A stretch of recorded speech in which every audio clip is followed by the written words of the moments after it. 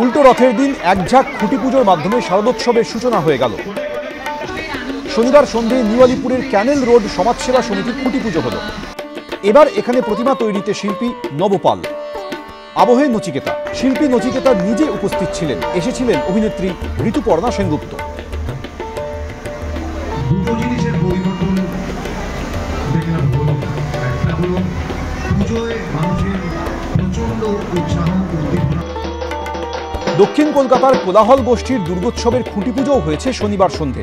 মহা ধুমধামে রীতিমতো আচার বিচার মেনে হয় পুজো। উপস্থিত ছিলেন মেয়র ফিরহাদ হাকিম ও তার কন্যা প্রিয়দর্শিনী, তৃণমূল সাংসদ মালা রায় ও কলকাতা পুরসভার তৃণমূল কাউন্সিলর বৈশ্বনাথ চট্টোপাধ্যায়।